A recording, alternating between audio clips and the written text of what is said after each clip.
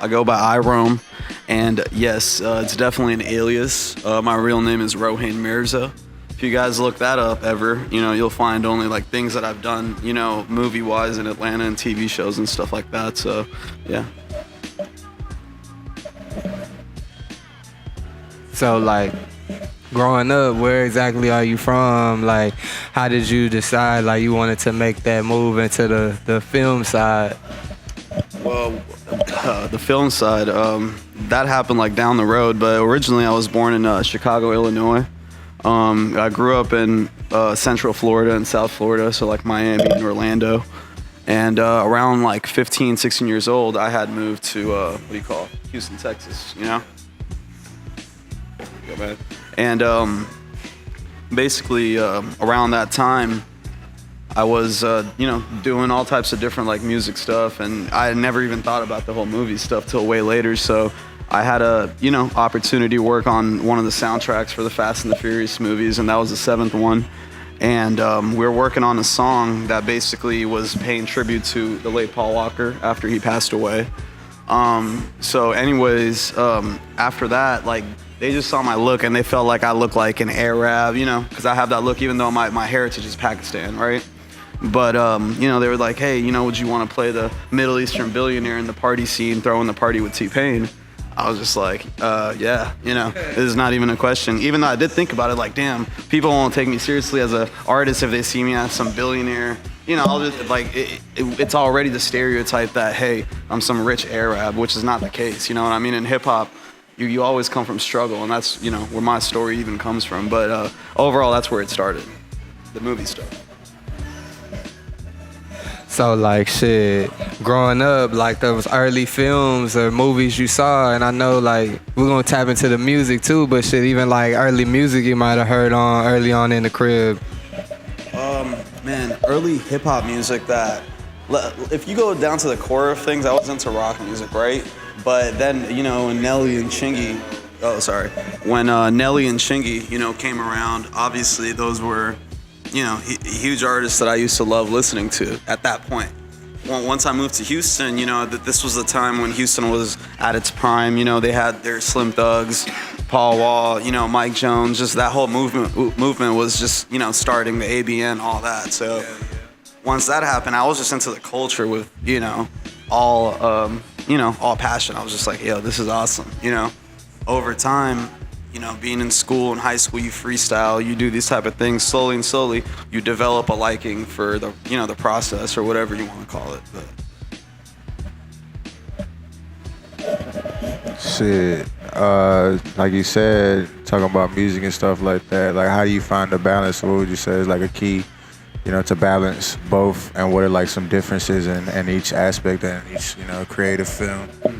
Oh, definitely, man. Music is a lot more, let's say, risky, right? Because you're pulling from an organic, original, source, correct? You're not acting a different role. In movies, you're definitely, having to act like someone else. It's the art of having like different personalities, basically. Acting is very hard, especially like if you've seen these new movies like The Joker, like we were talking about earlier. That's method acting. You need to really pull from a different place. And if you want to be the top in acting, you have to do a lot. Like, it just doesn't work that quick, right? As for music, it tells you quick if you're worth it or not, right? You make a single. If people like your personality, your video, your just originality right off the bat, you become big as yourself. You're playing you, for the rest of, your life, basically, or until your career takes you. It's different. I feel that shit, for sure. I mean, at the end of the day, it's all like how much time and hours you put into it, you know what I mean? So you already talked about some of the earlier stuff. How about music? Like, what got you into music? What are some like musical influences aside from, Houston? I know for sure that might have played a big role, being from the city, but who are some artists or maybe some music that you gravitated to, like, first off, you know what I mean, when you first found out about music and shit? Wait, what was that last part again? You said what kind of artists? Like some artists, like some of the first artists that you gravitated towards. Oh, okay. Around the time of when I moved to Houston? Oh, yeah, or just like, as a teen growing up. Ah, okay, I got you. Man, as a teen, around that time, definitely Man, Slim Thug, you know, I know it sounds weird, but Slim Thug was one artist that I really liked at the time. Nelly, you know, Nelly was not necessarily a rapper, neither was he totally pop artist. He was right in the middle. So, you know, that's half the reason why, you know, I had a 2-year deal with Flo Rida's record label, IMG Strongarm. So his music is similar, and that's where I land in a music place where it's like, you can't, you know, I'm going for like that Post Malone-esque, you know, place. So Post Malone's another artist that I'm attracted to in that sense. Musically, I like Smoke Perp, Travis Scott. There's just a handful, you know, I like Ski Mask, so. And like I know like you don't manage yourself because there's so much to go on. And earlier you told us that OG Ron C stepped in. Like, how did that whole? Yeah, nah, for sure. But how did that whole connection come about? So when I was living in Orange County, this is like 2 years ago, right? So I had this whole thing that I wanted to make a, you know, business in Houston. I wanted to open up a smoke shop, you know, not like a straight THC dispensary, but like a CBD dispensary. And that's, you know, I was able to do that. Me and my brother invested and we opened up our own shop. So once I moved to Houston, I knew that I wasn't gonna slow down my musical career, you know? So I had just gotten out of like this management deal with my Miami manager. He used to manage Plies, Trina, and who else? Hold on. Plies, Trina, Ball Greasy, Glock 9, you know, there's a handful of artists that he manages, so he didn't have too much time for me. So I wanted to sign to whoever was the biggest in Houston at the time. And I knew that, you know, Riff Raff, let's say, was managed by him. He was the most, like, I guess, at the time that I knew that was doing it, mainstream-wise in Houston, you know. And then we can't ignore, you know, you got the brand right here. Is there somewhere that people can find it? It's pretty dope, like where they can copy, like a website. Absolutely, man, absolutely. Either you can go to iRomeofficial.com. You know, I have a lot of my merch on there. Or you can just go to my Instagram and just kind of DM me straight, you know. And me and my brother do a lot of drop shipping with different items and stuff. And, you know, so this is just an extra addition. You know, once the brand is all the way launched, like I'm talking about just the music, all this will take off. So I'm just, you know, waiting for that moment, which is coming up. So. Hell yeah, I know it's coming soon. I saw like you got a movie where Rampage Jackson is in that hole, and that's super OG too. So tell us a little bit about that. Okay. So this movie, since it's October, it's a good movie to talk about because it is a horror movie.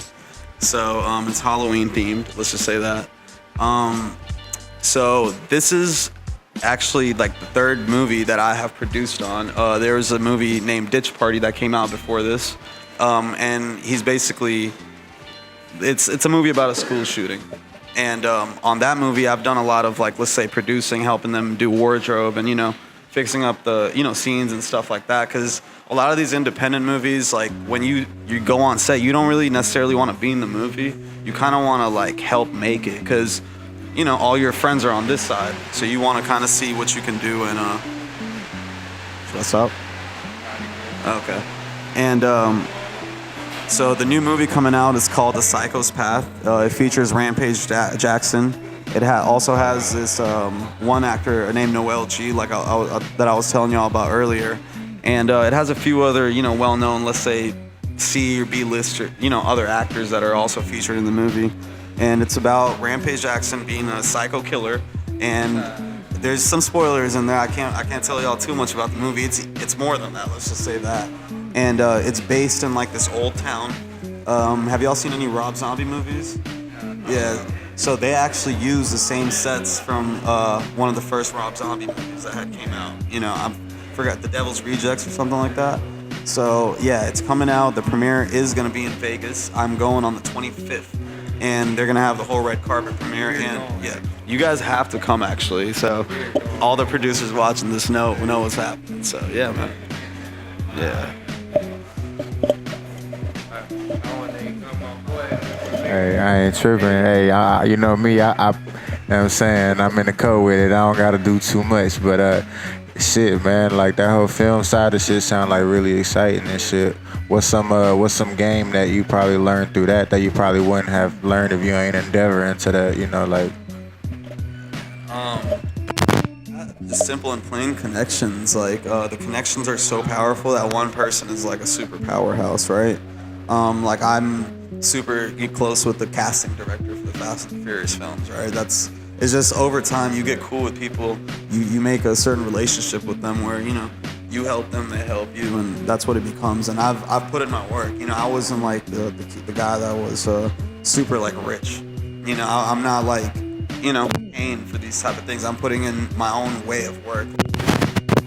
This video, In your acting career, like who are like some top directors or actors maybe that you'd like to get a chance to work with? I definitely want to work with Ari Aster. He did the movie Hereditary. Have y'all seen that? Yeah, Midsommar.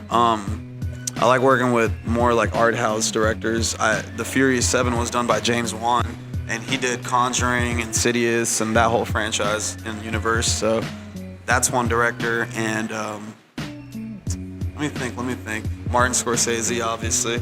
You know, I don't think I'm too old to do that. I think I'd be able to get like a role for like a younger dude on that maybe. He has some cool movies coming out soon. So, you know, who knows? Maybe an adult too. Fuck it. But yeah, man. Damn. So I know you say you got a project in the works, musically inclined. I know we jumping back and forth like goddamn leap year, but let us know a little bit about that. For sure, man, for sure. So my project that is coming out, it's me and my brother. We're a duo, so the whole album is called I Feel Strange. We got Juice WRLD on it, Tory Lanez, Maxo Kream, Sauce Walka. There's a few other names on there that, you know, we have, just Brittany, you know. But yeah, so it's coming out. We got 3 videos already in the works. You know, we've already finished 2. We're working on our 3rd one right now. And they'll be out soon. Let's just say that. We got some big cosigns, you know, Michael Rappaport, et cetera, et cetera. I won't say more than that, but yeah. So out of the 2, I know like if you're creative, you're just passionate about your work, which one do you feel like you hold like nearest, dearest to you? Is it the music or is it more the film? Oh man, it honestly, it's weird, but it comes down to the music at the end of the day. Because when I do that, I feel like, you know, that's where I've mastered myself. And the movie stuff, it's more like I'm a small part of something huge, and I'm just happy to be there. You know, it's just like, oh shit, thank you for having me. But in the music, it's like, this is me. You know, it's completely different. Like if you guys get a chance to watch one of our newer videos coming out, you'll see like where the creative headspace is at. You know. So, year closing off, 2019. What you want to end in 2019 with? Ending 2019, I want to have the album out and doing well, with the videos just kind of, you know, let's just say spreading like wildfire. You know, that's the goal. So. Shit, so like you said, you know, you got a couple features, especially like being from the city, you know, you said Maxo Kream, Sauce Walka. How does it feel, you know, to just be somebody from the city to see? I mean, I know you say, you know, you moved over here and stuff, but, you know, even then, like, how does it feel to just have the backing from some of the cities, like, you know, main role players, and, you know, how does that feel, and how does it feel seeing the city, you know, getting its attention finally, you know, again? Man, the feeling for that's, you know, fucking great. Because, I mean, Houston's a city that I love, you know. And when they were at their prime, I loved that whole, you know, moment, basically. And now it's back. It's getting there. So having the backing of, like, people like Sauce Walka is that itself is a huge thing, you know. Our first single video that's coming out, we shot it at where Travis Scott shot his video. Which one was it? Sicko Mode? Studio 713. So...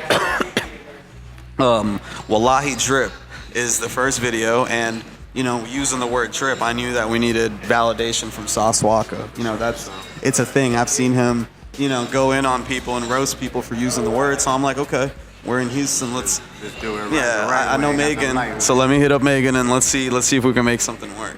And is in our video, man. Like it's a cool feeling to have that, and like I said, Maxo and me, Maxo's family. That's something y'all can ask him. Like that's not even, that's the bro. But just in general, another artist I want to work with that is from Houston, that is very untouchable right now, but I'm making my way, is Travis Scott. I respect his hustle like a lot, and I know he went to school in Fort Bend. So that's even more crazier. Like, damn, he's at the top of his game. I think he's one of the top artists out right now. Period. I think he's skyrocketing right now.